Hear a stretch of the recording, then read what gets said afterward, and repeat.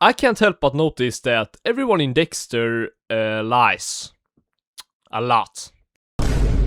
Not a single episode goes by without someone either covering up a crime or creating false narratives. And when those lies come from people in positions of authority, like forensics experts, detectives, and lieutenants, they become the version that gets reported as fact and told to the public. So this made me think, how much of what the people in Dexter believe to be true isn't actually true? And how different would the timeline look from their perspective? After digging into it, I can tell you this. The difference between reality and perceived reality is bizarre, almost like two completely separate shows. The people of Miami, they are quite literally living in a lie. So let's break down the Dexter timeline, limited to only what the public believes happened. So we begin with the earliest lie ever documented as truth in Dexter, that no children were present at the shipping yard massacre in 1973. Much later, in 1991, a severed arm was found in Alligator Alley in the Everglades.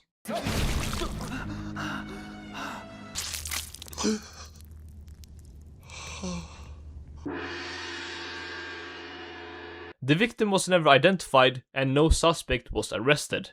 The same year, Captain of Miami Metro Homicide, Aaron Spencer, kidnapped and murdered the child of a judge. He then attempted to kill his own son, his ex-wife, and her husband before he vanished without leaving a trace. Also, around the same time, 3 NHI murders were investigated by Miami Metro, but despite internal suspicions, the case was never officially classified as a serial killer case. Roughly a year later, Miami Metro legend Detective Harry Morgan died of a heart attack. Now we move on to the original series. In 2006, the body of Valerie Castillo, a human smuggler, was found in a scrapyard. This tin can smells like ass, Morgan. The sooner you get busy, the sooner we can finger who did this. The sooner you get busy, the sooner we can finger who did this.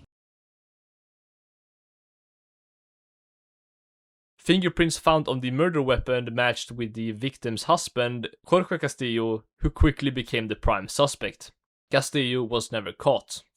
And by the end of season 1, the notorious serial killer known as the Ice Truck Killer was identified as former Harbor Light mental hospital patient Brian Moser. But he took his life before he could get arrested. Not long after, 18 dismembered bodies submerged inside heavy-duty garbage bags were discovered in a crevice off the coast of Miami. The killer, later known as the Bay Harbor Butcher, was identified as Sergeant James Doakes of Miami Metro Homicide. Before he could be taken into custody, Doakes was found dead following an explosion in an isolated cabin in the Everglades. His death was ruled as suicide and the case was closed. Over a year later, drug dealer Fred Bowman, also known as Freebo, became the prime suspect in the murder of Miguel Prado, the younger brother of Assistant District Attorney Miguel Prado. Freebo was never found and the case remained unresolved. Not long after, convicted armed robber Clemson Galt, a known neo-Nazi, was transported from a maximum security prison to testify at the courthouse where he escaped custody, never to be seen again. A couple of weeks later, the body of missing defense attorney Ellen Wolf was found dumped in a graveyard. All suspects were exonerated and the case went cold. Good morning, Usnavi. Pan caliente, café con leche. Put $20 on today's lottery. Okay, must be a lucky day. Gotta be.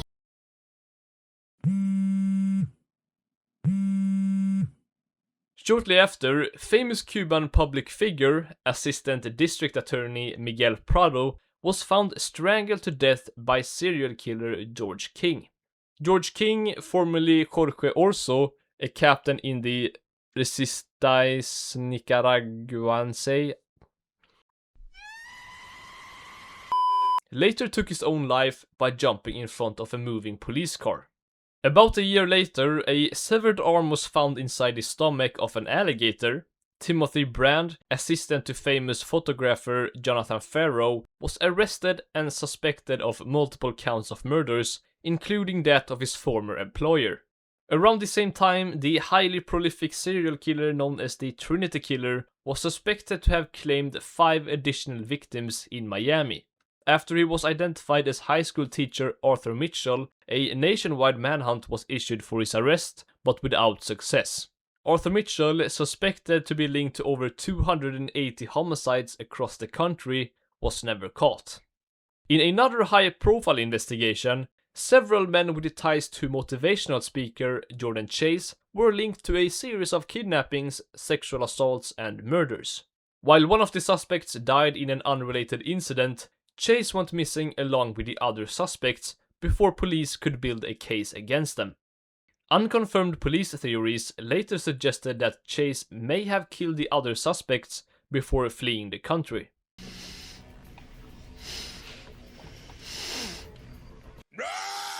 Also, in the same time frame, former narcotics officer Stan Liddy, recently fired from the police force, was found stabbed to death in his van. The case was never solved.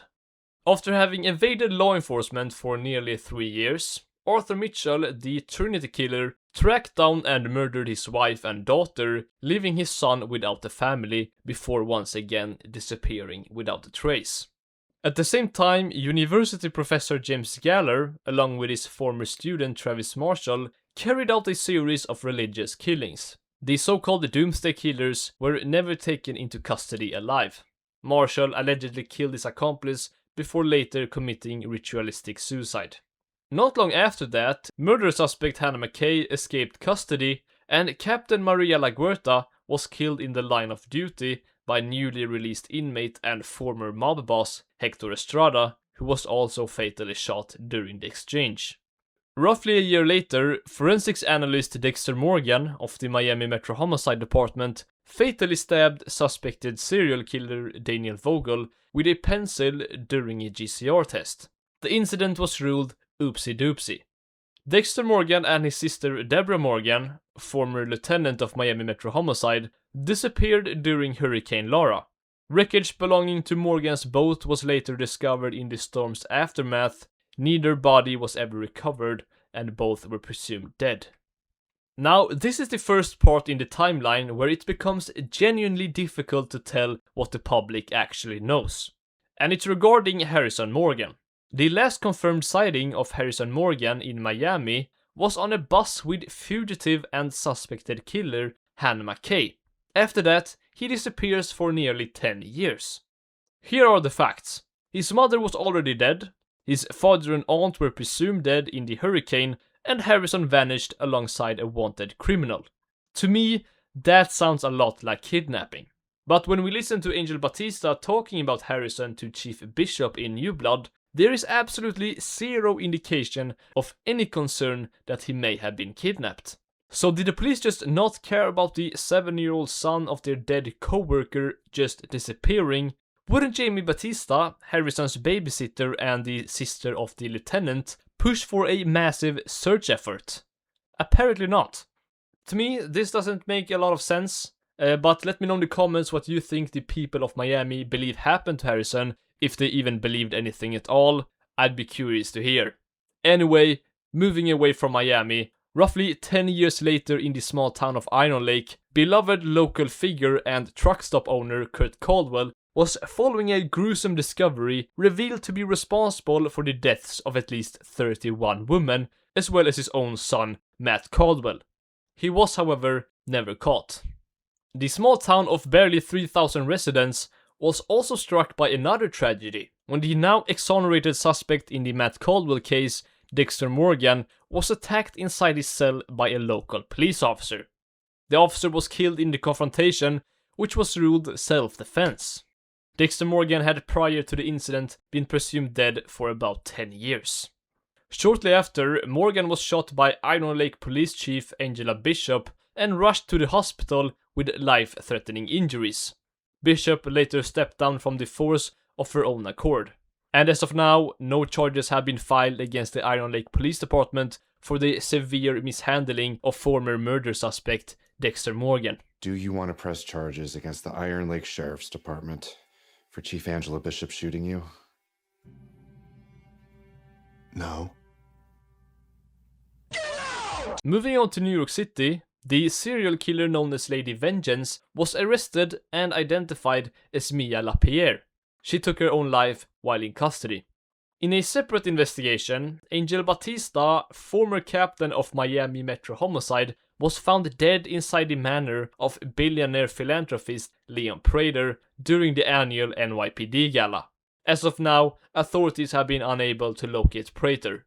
Now, when looking at the quote-unquote official timeline of Dexter, it's pretty crazy just how inaccurate it really is. And that inaccuracy makes living in the world of Dexter perceived as even more dangerous than it already is. Because even though Dexter took care of most of the worst killers out there, I don't know what happened to my voice.